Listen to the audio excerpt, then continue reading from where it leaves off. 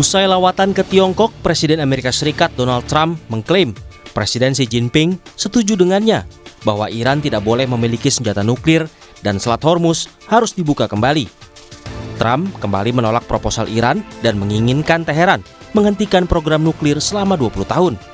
Padahal sebelumnya, ia menyerukan agar Iran secara permanen menghentikan pengayaan uranium yang merupakan bahan baku nuklir. I looked at it, and if I don't like the first sentence, I just throw it away. An unacceptable sentence.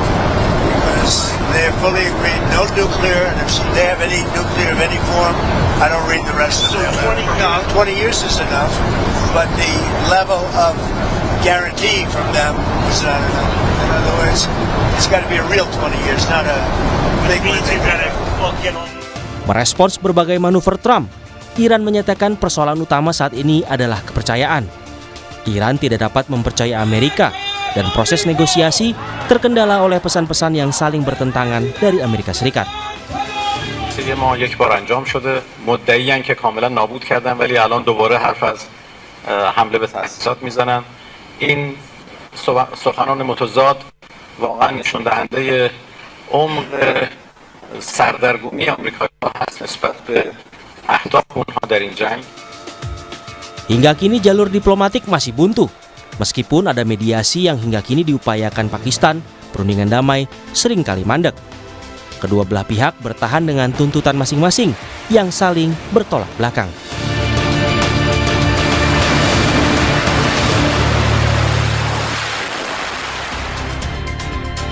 Saudara, Presiden Amerika Serikat Donald Trump mengklaim pertemuannya dengan Presiden Tiongkok Xi Jinping menghasilkan hal yang positif.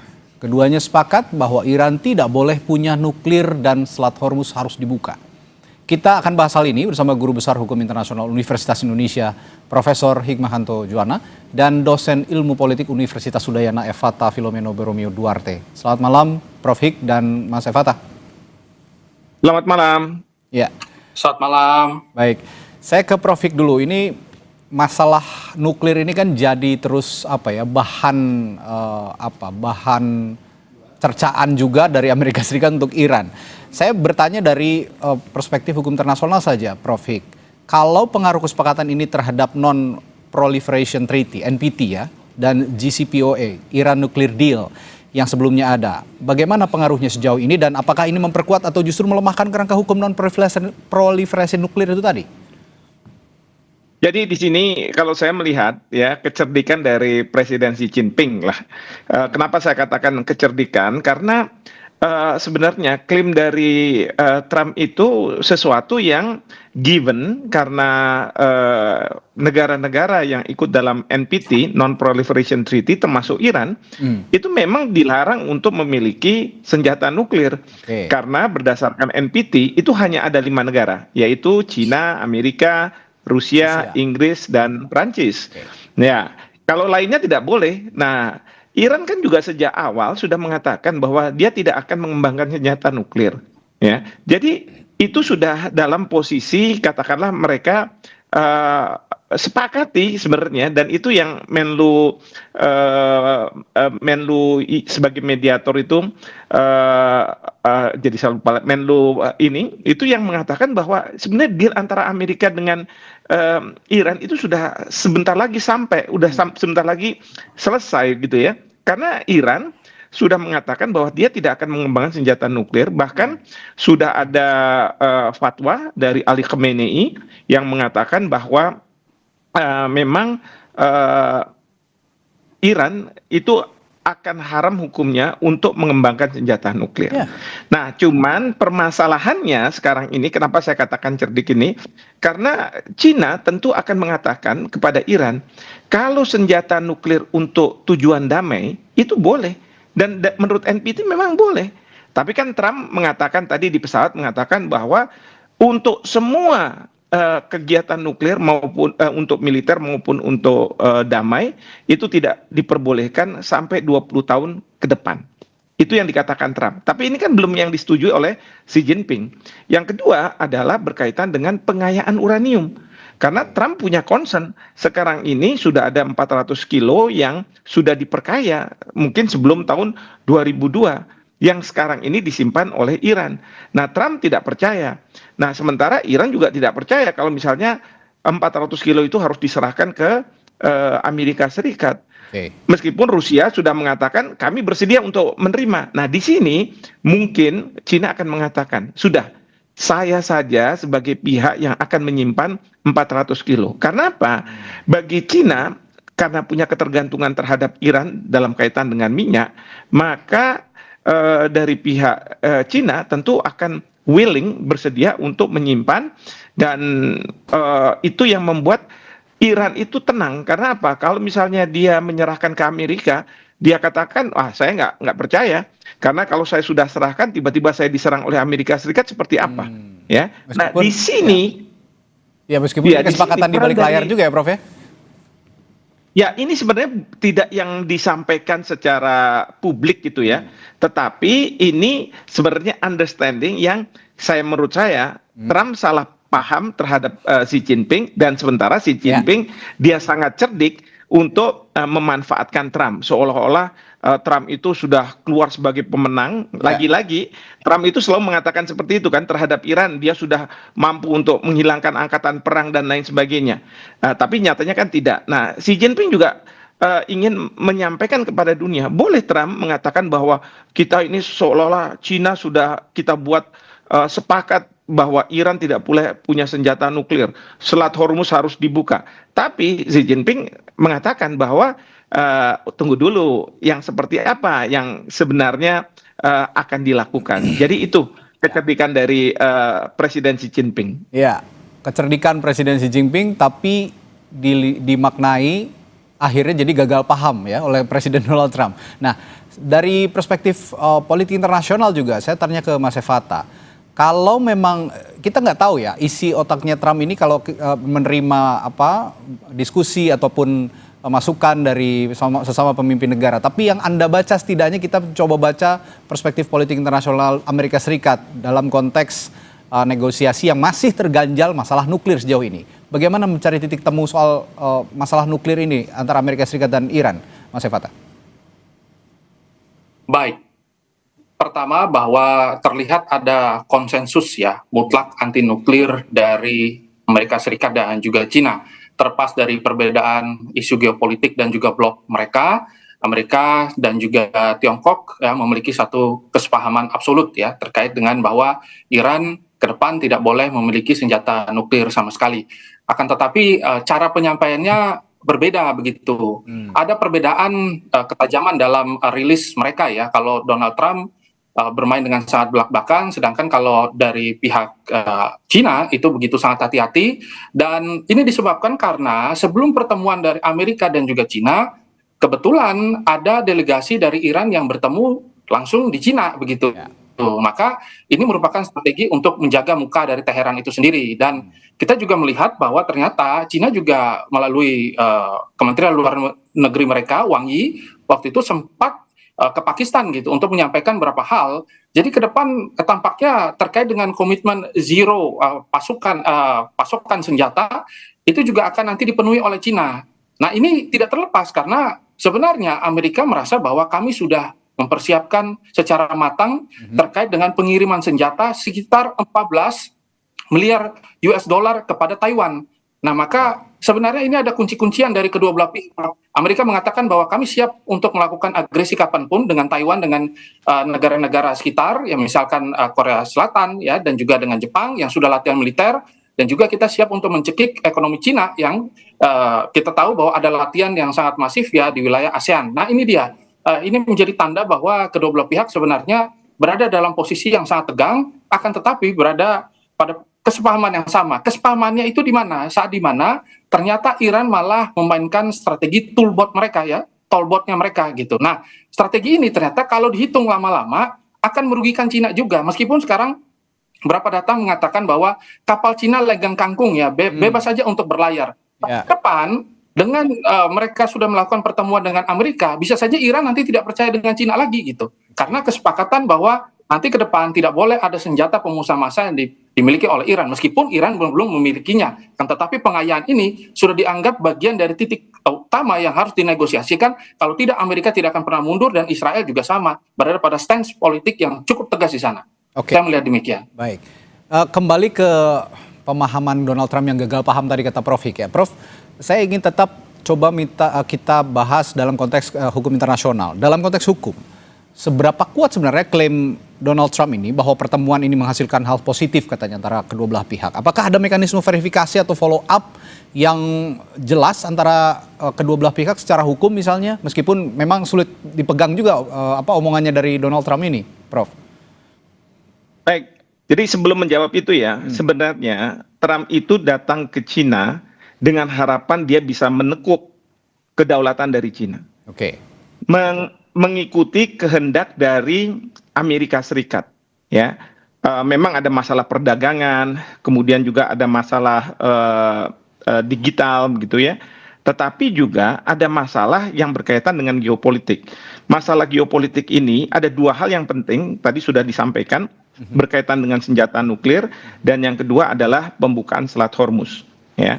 Maka tadi yang saya katakan, kecerdikan dari Presiden Xi, ya, untuk dia mengatakan, ya, oke, saya setuju. Tetapi setujunya itu kan karena memang secara norma aturannya seperti itu. Misalnya tadi kan ditanya sama saya, follow up-nya seperti apa? Ya. Cina akan mengatakan, ya silakan IAEA melakukan assessment terhadap Iran, apakah ada dikembangkan senjata nuklir atau tidak. Kalau dari sisi Cina, dia yakin bahwa Iran tidak akan mengembangkan senjata nuklir. Tapi sekali lagi yang saya katakan tadi, tapi kalau untuk tujuan damai, NPT itu tidak melarang negara untuk tujuan damai mempunyai tenaga nuklir untuk listrik dan lain sebagainya. Bahkan Indonesia juga kita mau kok. Nah, ini yang katakanlah ada perbedaan pandangan antara Trump yang mengatakan 20 tahun ke depan Iran tidak boleh memiliki senjata nuklir untuk tujuan damai sekalipun, ya. Nah, sementara tentu Xi Jinping akan mengatakan, oh enggak, itu bukan understanding kita. Saya akan membiarkan Iran untuk mempunyai tenaga nuklir untuk pembangkit listriknya. Demikian juga dengan Selat Hormuz. Cina itu juga punya kepentingan untuk membuka Selat Hormuz. Kenapa? Karena bukan karena aksesnya. Kalau akses saja itu lewat darat bisa, dari Iran melalui Pakistan akhirnya ke Cina bisa. Tetapi yang jadi permasalahan, kenapa ini harus dibuka? Karena harga pasar dunia itu ditentukan di apa yang terjadi di Selat Hormuz. $80 sampai $100 itu terjadi karena di Selat Hormuz. Walaupun Trump mengatakan bahwa kami Amerika Serikat sudah banyak bisa mengeluarkan minyak. Bahkan kemarin kalau kita dengar, Trump juga sudah mengatakan bahwa Cina akan membeli minyak dari kami. Setuju, bisa dibeli. Tetapi harga pasaran dunia dan pelaku usaha Amerika Serikat juga tidak mau menjual misalnya harga $80 atau misalnya $90. Tapi dia akan mengikuti harga pasar dunia, yaitu berapa? $100. Nah, oleh karena itu, Cina punya kepentingan bahwa ini dibuka. Nah, tapi caranya itu berbeda dengan Amerika Serikat. Kalau Amerika Serikat kan caranya itu adalah dengan memblokade, lalu kemudian menyerang kapal-kapal Iran. Nah, ini yang sudah tidak disetujui oleh Perancis, kemudian Inggris, dan negara-negara yang lainnya, termasuk kalau bisa kita ikut juga. Yaitu kita setelah perang ini selesai akan mengawal kapal-kapal tanker, lalu kemudian senjata akan digunakan kalau misalnya dalam konteks self defense, ya. Ini dan Prancis sudah mengatakan ini sama sekali tidak berkaitan dengan Amerika Serikat. Dan saya yakin Cina juga akan menyetujui apa yang dilakukan oleh Inggris, Prancis untuk membuka Selat Hormuz, ya. Tetapi kalau ada serangan mereka akan melakukannya secara defensif, membalasnya. Tapi ingat, yang akan diserang defensif itu tidak hanya Iran, tapi Amerika Serikat yang ikut memblokade. Ya, jangan kita berpikir cuma Iran saja, tetapi juga kan Amerika Serikat saat ini dia memblokade. Nah, itu juga akan dibuka seperti itu. Oke, saya ke Mas Evata. Ini nyambung soal Selat Hormuz lagi. Dari perspektif geopolitik, Mas Evata, memang tadi sudah dijelaskan oleh Prof. Hik, sebenarnya fine-fine saja antara Tiongkok dan juga Iran. Ini tidak ada masalah, termasuk juga untuk hal pembukaan Selat Hormuz. Tapi dengan ada gimmick Donald Trump yang mengklaim bahwa Tiongkok telah sepakat soal nuklir dan Selat Hormuz, mengapa kira-kira Tiongkok ini setuju atau sepakat dengan Trump? Apakah benar kata Prof ini karena kecerdikan Presiden Xi Jinping? Atau apa ada strategi atau pergeseran strategi dari Beijing di Timur Tengah, Mas Evata? Dalam beberapa catatan dan juga dalam beberapa data ya yang kita lihat bahwa kunjungan sebenarnya utama Amerika ke Cina bukan untuk membahas terkait dengan situasi kawasan geopolitik ya, tapi terkait dengan ketegangan perdagangan kedua belah pihak antara Cina dan juga Amerika. Sehingga Amerika akhirnya membentuk, kalau tidak salah ini Board of Trade ya, Dewan Perdagangan gitu, terus juga Board of Investment ya, nanti ke depannya ketika mereka ke Cina apa saja yang mungkin bisa diinvestasikan secara komprehensif dari kedua belah negara. Dan kita tahu bahwa Amerika juga datang dengan membawa 200 pesawat Boeing yang sudah dibeli ya. Sempat anjlok lah waktu itu sahamnya ya, rencana 500 tapi jadinya 200. Tetapi ada satu faktor yang tidak boleh luput kita hitung terkait dengan tarif Donald Trump. Jadi kenapa akhirnya Cina menerima kunjungan tersebut dan nanti Donald Trump mengatakan bahwa silakan melakukan kunjungan balik lagi ke Amerika di bulan September kalau tidak salah. Nah, titik tekannya adalah mereka ingin merelaksasikan terkait dengan masalah tarif yang begitu sangat mencekik ya dari perekonomian Cina itu sendiri. Maka ada beberapa hal yang dijual juga dari Amerika, salah satunya adalah terkait dengan tanah jarang Amerika Serikat itu sendiri dan juga terkait dengan chip AI ya yang akhirnya disepakati dari kedua belah pihak. Nah, kalau terkait dengan Iran situasinya bagaimana? Saya melihat bahwa sebenarnya menjadi korban dalam konflik kali ini adalah Iran begitu. Karena sebenarnya perang ini itu ditujukan oleh Amerika untuk melakukan kalibrasi ulang ya terkait dengan kekalahan geopolitik yang sekarang terjadi. Kita tahu bahwa Cina memiliki strategi BRI mereka yang berjalan dengan sangat apik dan mampu mengubah lanskap perekonomian di wilayah Asia begitu dan akhirnya menyebabkan Amerika cukup keteteran. Nah, dengan mereka melakukan kekacauan yang dimana kekacauan itu merupakan urat nadi perekonomian dunia, maka mereka punya standpoint yang sangat kuat hari ini begitu. Kita melihat bahwa Amerika muncul dengan mengatakan bahwa oh ya kami berada pada posisi yang cukup untuk melakukan diplomasi dan juga mengkalibrasi ulang ya semua pihak agar kembali mau menegosiasikan dan mendiskusikan terkait dengan masalah kelangkaan energi yang nanti bisa terjadi. Jadi saya melihat bahwa sebenarnya ini bagian dari madman teori yang digunakan oleh Donald Trump. Dia menekan sana sini, padahal sebenarnya ini lagi berjalan dengan sangat baik dan dalam kalkulasi mereka operasi secara masif memang sudah tidak diinginkan lagi karena sekarang diplomasinya langsung kepada negara-negara yang selama ini mensponsori Iran itu sendiri. Dan nanti mungkin ke depannya akan ada diskusi secara langsung ya. Tetapi kalau secara backbone dengan Rusia ini sebenarnya sudah terjadi terus. Dan dengan Cina dengan intensitas yang tinggi, maka bisa saja ke depannya akan ada perubahan-perubahan lanskap. Dan ada tekanan dari Cina kepada Iran. Harus ada. Karena itu sudah menjadi komitmen yang dipegang oleh Amerika Serikat. Dan Donald Trump mengatakan bahwa ya, kami sudah pegang komitmen itu dan Cina akan melakukan itu. Itu yang disampaikan oleh Amerika. Kita tidak tahu apakah itu memang benar akan terjadi atau tidak, tetapi Amerika sudah memegang perkataan dari Xi Jinping. Saya lihat demikian. Oke, lalu kemudian begini, Prof. Hik, kalau memang kondisinya seperti ini, singkat saja, apakah Tiongkok sebagai pembeli minyak Iran, tadi kan sudah dikatakan, pembeli minyak Iran terbesar, bisa dimintai pertanggungjawaban hukum jika terus mendukung Iran secara ekonomi, sementara secara resmi sepakat dengan Amerika Serikat misalnya, meskipun itu klaim sepihak bahwa Iran tidak boleh punya senjata nuklir, Prof? Ya, sebenarnya ya apa yang disampaikan oleh Presiden Xi Jinping, maka saya katakan tadi kecerdikan dari Presiden Xi Jinping. Kalau kita bisa membaca apa yang terjadi di Cina, karena Cina ini sebuah negara yang tidak mau dan tidak mudah untuk menyerah. Sementara Amerika Serikat kan kita tahu pada waktu Trump berbicara di State of the Union Address di depan Kongres itu mengatakan we are keep winning katanya. Kita menang terus sama siapa? Termasuk sama Indonesia, ART. Kita kalah, BOP kita dikalahkan. Semua gitu ya, Malaysia juga seperti itu dan sebagainya, ART kalau Malaysia dan Argentina. Venezuela ditaklukkan. Nah, sekarang Amerika Serikat itu Trump itu kena batunya di mana? Di Iran serangan kekerasan dan kemudian di Cina berkaitan dengan perdagangan. Kalau misalnya bicara soal Boeing Trump bangga sekali dengan 200 Boeing yang akan dibeli Cina. Mungkin Cina mengatakan memang kita butuh. Tapi yang terpenting adalah apa? Terpenting adalah barang-barang yang dibutuhkan oleh Cina itu bisa dibeli dari Amerika Serikat dengan harga murah, ya, tanpa pengenaan tarif. Misalnya tadi minyak dan lain sebagainya. Itu kan kalau dari kacamata Presiden Cina Xi Jinping, kita menang. Yeah, it's not a big deal gitu ya, kata Xi Jinping.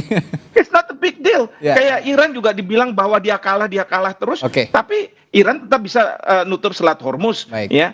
Nah sekarang ini kalau kita lihat fenomena di Amerika Serikat, para netizennya itu justru merendahkan Trump ketika berhadapan dengan Xi Jinping, menunjukkan bahwa ternyata kalah Amerika Serikat itu. Demikian. Baik.